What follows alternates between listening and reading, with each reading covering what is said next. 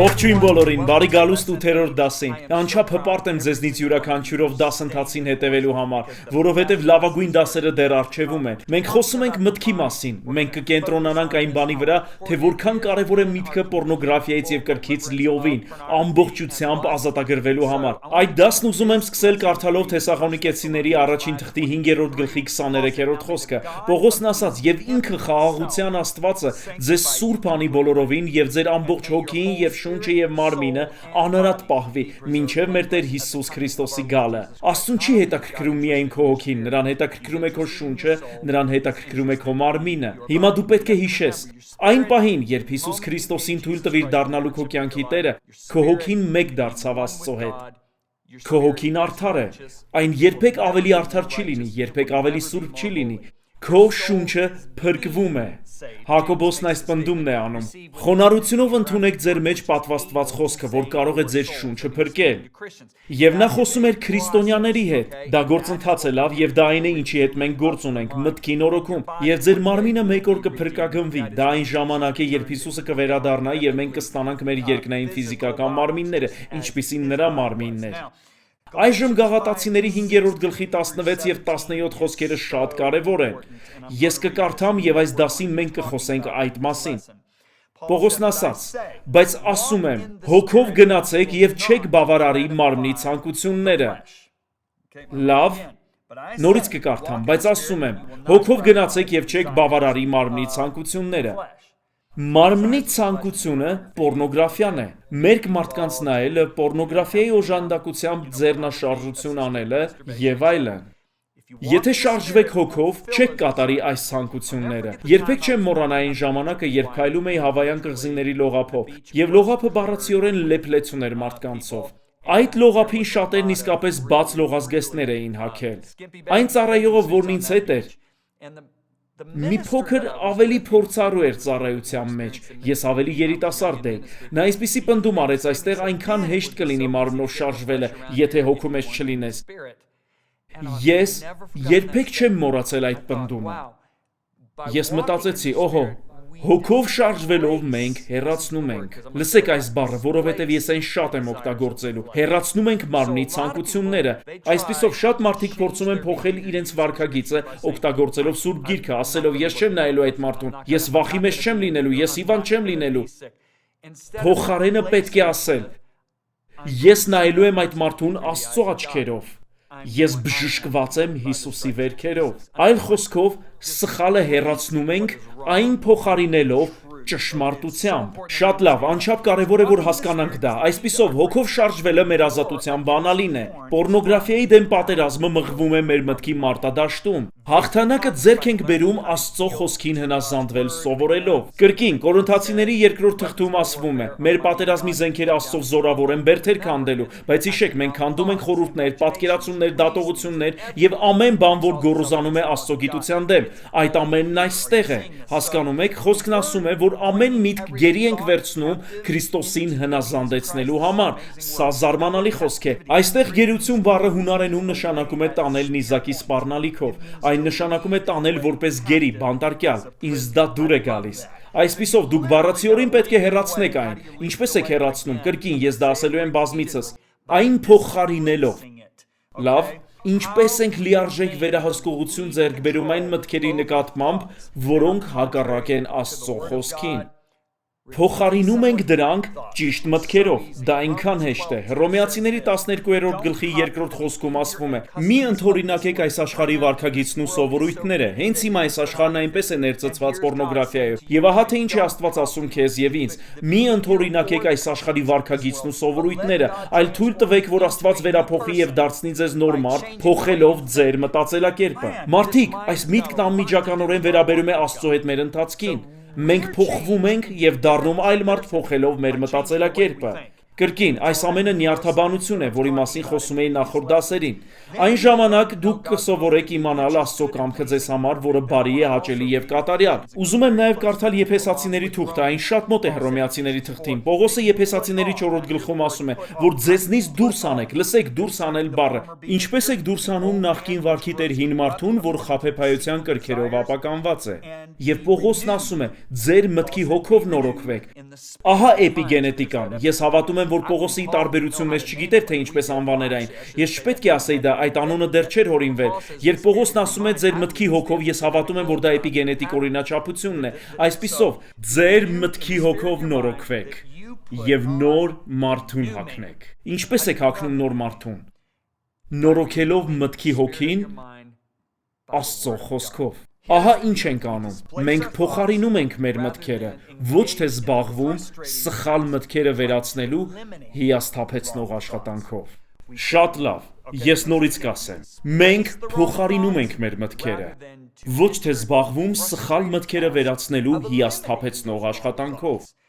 Եվ Հիսուսն իրեն հավատացած հրեաներին ասաց, սա Հովհաննեսի 8-րդ գլուխն է, եթե դուք իմ խոսքի մեջ կենաք, կենալ նշանակում է ապրել, բնակվել, մտածել դրա մասին, ճիշտ է, իմ աշակերտներն եք, եւ աշակերտ նշանակում է դուք այն մարդիկ եք, որ սովորում են ինձնից, ճշմարտապես իմ աշակերտներն եք, եւ ճշմարտությունը կճանաչեք, եւ ճշմարտությունը կազատի ձեզ։ Թույլ տվեք լուսաբանել, թե ինչ է Հիսուսն ասում։ Պատկերացրեք, հենց հիմա իմ ձեռքում կա մեկ բաժակ ջուր։ Ենթադրենք, այդ ջուրը ներկայացնում է վատ մտքեր։ Այո, կա երկու միջոց այդ ջրից ազատվելու համար։ Ես կարող եմ թափել այն, դա կլիներ ակնթարթային ազատագրում, ճիշտ է։ Աստվածաշնչում Հիսուսն այդպես վարվում էր մարդկանց հետ։ Նրանք անմիջապես ազատագրվում էին, օրինակ դիվահարը, որ դևերով լցված էր։ Նա ազատագրվեց եւ Աստվածաշունչն ասում է, որ նա հագնված էր եւ խելքը գլուխը եկած։ Դա ակնթարթային ազատագրում էր, դա ազատագրվելու մի ձև է, բայց կա ավելի բարձր ձև։ Հիսուսն ասաց, եւ ճշմարտությունը կճանաչեք, եւ ճշմարտությունը կազատի ձեզ։ Եթե ես ունեմ ջրով լի բաժակ, լցված սխալ մտքերով, կարող եմ թափել այդ ջուրը։ Դա այն է, ինչ կատարվեց դիվահարի հետ, որի խելքը գլուխը եկավ։ Կամ կարող եմ վերցնել ինչ-որ բան եւ մտցնել այդ բաժակի մեջ։ Օրինակ, կարող եմ բռունցքը մտցնել այդ բաժակի մեջ, եւ ինչ այն կանի, այն կհեռացնի ջուրը։ Դա ազատագրման բարձրագույն ձևն է, որովհետև եթե ես ջուրը թափեմ, ինչ կկատարվի։ Երբ թշնամին գա կտեսնի, որ տունը դատարկ է, մաքրված եւ կարգի բերված, եւ կգնա ու կբերի եւս 7 դևի, ճիշտ է, ավելի հզոր, քան ինքը։ Ինձ սխալ մի հասկացեք, ես չեմ ժխտում այն, ինչ Հիսուսն արեց այդ դիվահարի հետ, նա անմիջապես պետք է գործի անցներ, որովհետև նա դատարկ էր, սրբված եւ մաքրված եւ ամեն բան իր տեղում էր, բայց երբ բռունցքդ ներս ես խցկում, ինչ է կատարվում։ Պարզապես փոխարինում ես այն ճիշտ մտքերով։ Ասելիքս հետևյալն է. Ես ազատագրվել էի պոռնոգրաֆիայից։ Թույլ տվեք կրկին բացատրել, թե ինչպիսին էր իմ վիճակը նախքան լիովին ազատագրվելը։ Ես քրիստոնյա էի, բայց շարունակ նյարդայնանում էի, որովհետև երբ պոռնոգրաֆիայի որևէ գովազդային վահանակ էի տեսնում, այն անմիջապես գրավում էր ինձ։ Ես մտնում էի խանութ, որտեղ կային բազմազան ամսագրեր ու գրքեր, եւ իմ աչքերն անմիջապես ուղղվում էին պոռնոգրաֆիայի գրքին։ Ես բացում էի որևէ գիրք եւ այնտեղ պոռնոգրաֆիա կար, կարծես պոռնոգրաֆիան եւ ես մագնիս ու մետաղ լինեինք։ Ներկայացնում ենք Messenger X-ը, նյութերի ներբեռնման եւ հոսքային հեռարձակման լիովին նոր հարթակ։ Այն աշակերտական նյութերի ամբողջական թվային դարան է Ջոն եւ Լիզա Բիվերներից։ Պարունակում է վիդեո ուսուցումներ, աուդիո գրքեր, էլեկտրոնային գրքեր, կարճամետրաժ ֆիլմեր, աստվածաշնչեր եւ ավելին։ Այս նոր հարթակը կարելի է օգտագործել ձեր բոլոր սարքերով։ Այն լիովին անվճար է ավելի քան 130 լեզուներով։ Աշակերտություն յուրաքանչյուրի համար ամենուր։ Ներբեռնեք հավելվածը կամ այցելեք messengerx.com։ Եթե իմ տարածքում որևէ տեղ պոռնոգրաֆիա լիներ, այն գրավում էր ինձ։ 1985 թվականի մայիսի 6-ին Ֆլորիդայի Ջեքսոնվիլ քաղաքում այդ վարձակալած տանը ես անցա ազատագրման միջով, պոռնոգրաֆիայի շղթաները քանդվեցին։ Այն մագնիսի պես չէր ձգում ինձ, սակայն ես հայտնաբերեցի, որ երբ քայլում էի աղջիկների կողքով, անկախ ամեն ինչից, երբ որևէ բարետես աղջիկ էր մոտենում, իրականում ստիպված էի լինում մի կողմ նայել եւ սպասել, մինչեւ նա անցներ։ Այնուհետեւ հայացքս կրկին բարձրացնում էի, որովհետեւ հասկանում եք, ես չէի ուզում բախվել դրան, հատկապես լողափում։ Եվ մի օր մտածեցի, դա ազատագրում չէ։ Դա այն չէ, ինչ Աստված ցանկանում է ինձնից։ Աստված ուզում է, որ ես կարողանամ նայել կնոջը անկախ նրանից, թե ինչպես է նա հագնված, եւ ասել բարի լույս առանց աչքերումս կրքի որևէ նշույլի։ Ես սկսեցի աղոթել ու ասել. Աստված, ես գիտեմ, որ դրա զորությունը քանդված է, բայց ես չեմ զգում, որ քայլում եմ ազատության մեջ, որովհետեւ ես ուզում էի, որ կարողանայի նայել յուրաքանչյուր կնոջ, որովհետեւ ես մտածում էի Հիսուսի մասին։ Գիտեք, նա մենակ էր այդ կնոջ հետ ջրհորի մոտ, բայց խնդիր չուներ դրա հետ։ Նախկին մարմնավաճառները լաց էին լինում եւ իրենց մազերով սրբում նրա ոտքերը, եւ նա խնդիր չուներ դրա հետ։ Ես ասացի, այդպես էլ պետք է լինի ինձ համար։ Ես ուզում եմ նայել կնոջը եւ անկեղծորեն ասել. ողջույն, աչքերումս չունենալով կրքի նշույլ։ Ես աղոթում էի։ Ահա թե ինչ սկսեցի աղոթել, որ ես պետք է տեսնեմ կանանց այնպես, ինչպես դու ես տեսնում։ Եվ մտածեցի, ես կպարզեմ, թե ինչպես է Աստված տեսնում կանանց խորամուխ լինելով նրա խոսքի մեջ, որովհետև դրա միջոցով էր նա խոսելու։ Ես շարունակեցի աղոթել, կարդալ, աղոթել։ Գիտեք ինչ կատարվեց որոշ ժամանակ անց, մի օր հայտնություն ստացա։ Դուք կմտածեք, թե սա անհեթեթ է, բայց այդպես չէ, սա շատ հզոր էր ինձ համար։ Ես ստացա այս հայտնությունը, երբ կարդում էի 8-րդ Սաղմոսը։ Ես հասկացա, որ այլ կերպ հնարավոր չէր դա ասել։ Այն պարզապես պայթեց իմ ներսում։ Յուրաքանչյուր կին ինչ որ մեկի փոքրիկ աղջիկն է։ Ես ասացի, օ Աստված իմ, որովհետև ես ու Լիզան ունեցել էինք մեր առաջին որդում եւ ես գիտեի, թե որքան արժեքավոր էր նա մեզ համար։ Հանկարծ սա պայթեց իմ ներսում, երբ կարդում էի Աստվածաշունչը։ Յուրաքանչյուր կին ինչ որ մեկի փոքրիկ աղջիկն է։ Հանկարծ մտածեցի, ես նրանց հավասարեցնում էի հաճույքի առարկայի, բայց իրականում դա ինչ որ մեկի փոքրիկ աղջիկն է։ Ես շարունակեցի աղոթել, կարդալով 8-րդ Սաղմոսը։ Սաղմոս 2-ն այս պնդումն է անում։ Երբ որ տեսնում եմ քո երկինքը, Սաղմոս 2-ն կարծես ասում է նայիր երկնքին, նայիր տիեզերքին, ահա թե ինչ է նա ասում։ Քո մատների գործը, այսինքն դու ստեղծել ես մեր որդուն քո մատներով, ճիշտ է, շատ լավ, լուսինն ու աստղերը, որ դու հաստատեցիր։ Ինչ է մարդը։ Ես գրեթե հավատում էի, որ դա հրեշտակ է, հրեշտակ, որ արարչության ժամանակ հետևում էր Աստծուն, որը ստեղծում էր գալակտիկաները։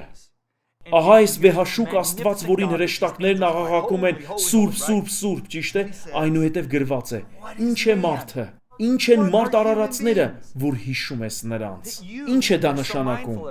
Շատ լավ, դու ստեղծեցիր այս հսկայական տիեզերքը իր բոլոր բարդ կառուցվածքներով։ Ինչ է դա, որ քո բոլոր մտքերը ուղղված են դրան։ Այսինքն տղամարդուն եւ կնոջը։ Մարդու որդին, որ դու խնամք ես ստանում նրա համար, եւ մի քիչ ցածրացրիր նրան հրեշտակներից։ Այստեղ օգտագործված է եբրայերեն Էլոհիմ բառը։ Դա նշանակում է, որ նրան Աստծուց մի քիչ ցածրացրիր, բայց փառքով ու պատվով պսակեցիր նրան։ Եվ ես ասացի, Աստված իմ, դու մտածում ես մարդ արարածների մասին։ Դու պսակել ես նրանց փառքով եւ պատվով, ինչը ստիպում է հրեշտակներին հիանալ արարչությամբ։ Իսկ ես այդ արարչության մի մասին նվաստացրել ու դարձրել եմ հաճույքի առարկա։ Հանկարծ իմ մտածողությունը լիովին փոխվեց։ Սկսեցի կանանց տեսնել բոլորովին նոր լույսի ներքո։ Հիմա ժամանակին զուգընթաց։ Ես սկսեցի հասկանալ, թե որքան արժեքավոր են մարդ արարածները Աստծո համար։ Մտածեք դրա մասին, այնքան արժեքավոր, որ Հիսուսը եկավ եւ իր կյանքը տվեց նրանց համար։ Հանկարծ ես նողկանք զգացի, որ մարդ արարածին երբևէ նայել եմ նման աչքերով։ Ինչ կատարվեց։ Աստծո խոսքը սկսեց փոխել այդ նյարդային օրինաչափությունները։ Ես անտեսեցի այդ ուղին եւ սկսեցի նոր ուղի հարթել։ Եվ հիմա հանկարծ տարիներ անց պոռնոգրաֆիան հայտնվեց իմ առջև Եվրոպայում հեռուստատեսության միջոցով։ Նախորդ դասերից մեկում ես պատմեցի այդ մասին։ Բայց հիմա իրականում ես նողկում եմ դրանից։ Այն իրականում վանում է ինձ, քանի որ պոռնոգրաֆիան մարդ արարածին նվաստացնում եւ վերածում է սեռական ցանկության առարկայի, հաճույքի առարկայի։ Այն սովորեցնում է մեզ նայել մարդուն այլասերված մտածելակերպով։ Ահա թե ինչ է կատարվում, երբ մնում ենք խոսքի մեջ, ահա թե ինչու Դավիթն ասաց. Իմ սրտում թաքցրի քո խոսքը, որ չմեղանչեմ քո դեմ։ Եկեք մտածենք այս մասին։ Քո խոսքը։ Ահա թե ինչպես է Աստված տեսնում, ահա թե ինչպես է նա անցալում։ Սա պարզապես խոսքը ներկայացնելու ժամանակ չէ, իրականում Սուրբ Հոգին լուսավորում է ձեզ, որ տեսնեք այն, թե ինչպես է Աստված տեսնում ամեն բան, այնպես որ պոռնոգրաֆիայի իրական արմատը մտերմության խնդիր է, Որովհետև երբ Աստծուն ճանաչում ես մտերմորեն, սկսում ես տեսնել նրա արարչությունը բոլորովին այլ մտածելակերպով։ Սկսում ես տեսնել արարածներին նրա աչքերով։ Ուստի այն մարդը, որն ունի խնդիր պոռնոգրաֆիայի առումով, որը կապված է պոռնոգրաֆիայի հետ, չի վերապրել խոր մտերմություն Աստծո հետ։ Հետևաբար նա չունի իրական, անկեղծ, աստվածային մտերմություն իր ամուսնու կամ կնոջ հետ։ Եվ մյուս մարդկանց նույնպես նայում է շատ մակերեսային տեսանկյունից։ Տեսնում եք, թե ինչպես է պոռնոգրաֆիան վնասում մեզ։ Այժմ խոսենք այն մասին, թե ինչ է կատարվում, երբ նորոգում եք ձեր միտքը։ Դուք օգտագործում եք Աստծո խոսքը ձեր մտքերը վերաձևավորելու համար։ Ես ուզում եմ խոսել այս մասին մինչև դասի ավարտը։ Մի քանի տարածված ստեր, որոնց դեմ պայքարում ենք։ Ահա մի սուտ, որի մասին գուցե մտածում եք։ Ես ուզում եմ պոռնոգրաֆիա, բայց չեմ կարող ունենալ այն։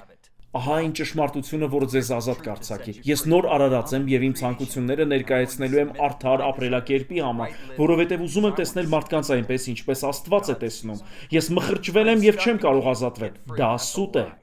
Քրիստոսի միջոցով ես արդեն ազատվել եմ եւ հաղթող եմ։ Պարզապես պետք է սովորեմ, թե ինչպես ընտրեմ հոգին, ոչ թե մարմինը։ Ի վերջո ես տապալվելու եմ։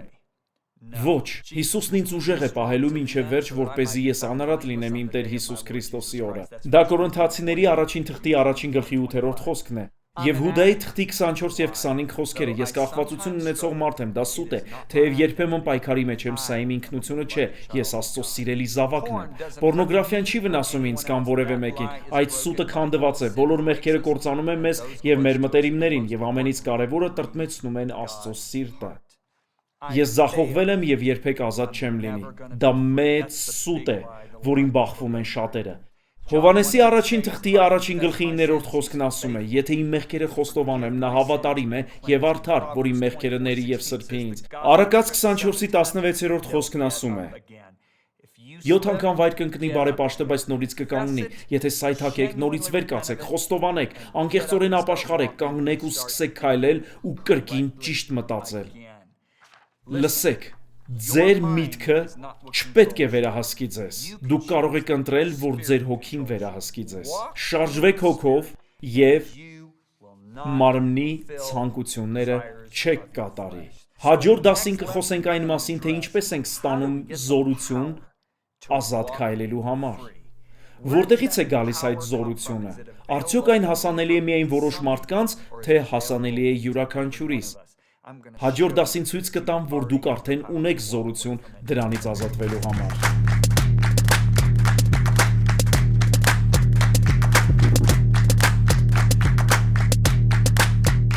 Ներկայացնում ենք Messenger X-ը, նյութերի ներբեռնման եւ հոսքային հեռարձակման լիովին նոր հարթակ։ Այն աշակերտական նյութերի ամբողջական թվային դարան է Ջոն եւ Լիզա Բիվերներից։ Պարունակում է վիդեո ուսուցումներ, աուդիո գրքեր, էլեկտրոնային գրքեր, կարճամետրաժ ֆիլմեր, աստվածաշնչեր եւ ավելին։ Այս նոր հարթակը կարելի է օգտագործել ձեր բոլոր սարքերով։ Այն լիովին անվճար է ավելի քան 130 լեզուներով։ Աշակերտություն յուրաքանչյուրի համար ամենուր։ Ներբեռնեք հավելվածը կամ այցելեք messengerx.com։